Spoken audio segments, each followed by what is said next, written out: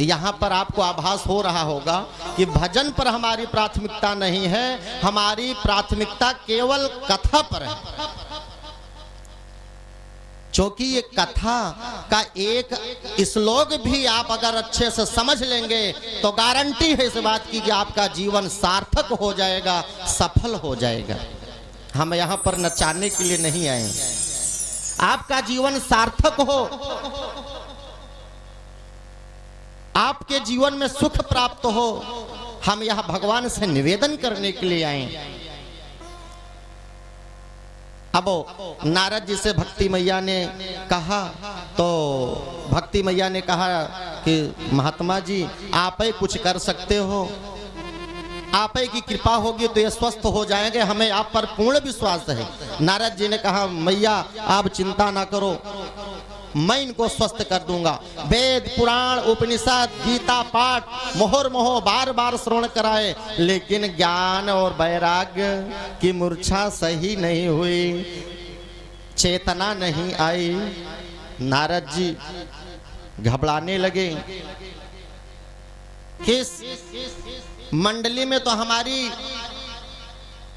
अवहेलना हो जाएगी। कितने महान संत देवर्षि जो केवल भगवान के गुणानुवादों को ही गाते रहते हैं, दुनियादारी से कोई मतलब नहीं है, ऐसे संत जब इनको नहीं ठीक कर पाए तो कौन ठीक कर पाएगा। संत की बदनामी ना हो जाए, क्या किया जाए।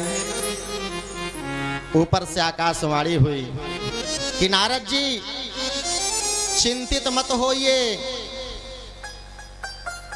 आप सत्कर्म करिए और सच्चे संत के सानिध्य में जाकर।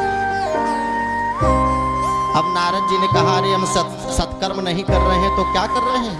वेद पुराण पढ़ना, पढ़ाना, सुनना, सुनाना, ये सब सत्कर्म ही तो है। नारद जी ने पूछा कि कौन से सत्कर्म करें। आकाशवाणी द्वारा नहीं आवाज दी, नारद जी सत्कर्म की खोज में निकल पड़े।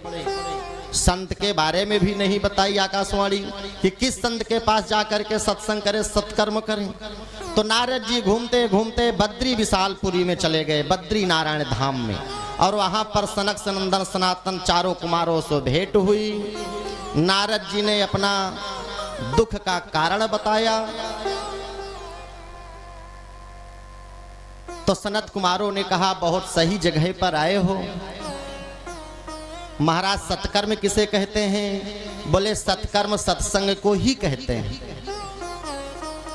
जहां पर सत्संग होता है, जहां पर वेद पुराण ऋचाओं का पाठ होता है, वो सब सत्कर्म ही है। बोले मैंने सबका पाठ श्रवण करा दिया लेकिन वो मूर्छित अवस्था में ही अभी भी पड़े हैं। बोले ऐसे कुछ नहीं होगा। बोले श्रीमद् भागवत कथा श्रवण कराओ, तब उनकी मूर्छा शांत होगी, वे चेतना उनके अंदर जागृत होगी। अरे बोले महाराज वेद पुराण शास्त्र की ही व्याख्या तो श्रीमद् भागवत में है, वही तो है। बोले नहीं, जो काम घी करता है वो काम दूध नहीं कर सकता है। कोई कहे घी में पूड़ी निकलती है तो घी खत्म हो गया तो दूध में पूड़ी निकालो तो क्या निकलेगी क्या।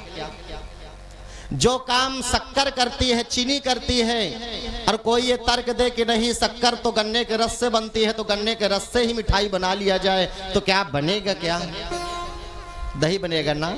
तो जो काम श्रीमद् भागवत करती है, जो फल श्रीमद् भागवत प्रदान करती है, वो और ग्रंथ नहीं कर सकते हैं। क्यों? क्योंकि ये सारे ग्रंथों का सार है श्रीमद् भागवत, इसलिए इसका श्रवण कराओ।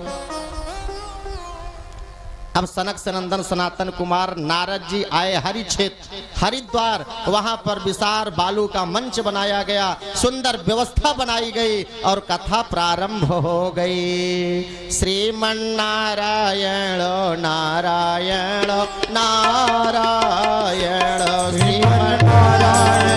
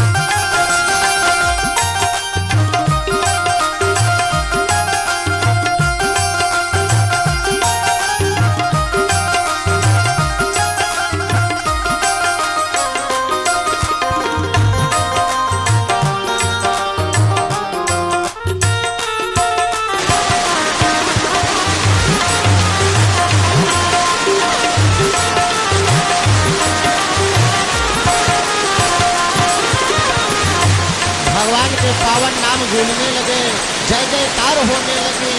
अर्जुन जी आ गए, प्रहलाद जी मीरा मजीरा बजाने लगे, नारद जी बीड़ा पर राग छोड़ने लगे और अर्जुन जी आलाप भरना प्रारंभ कर दिए।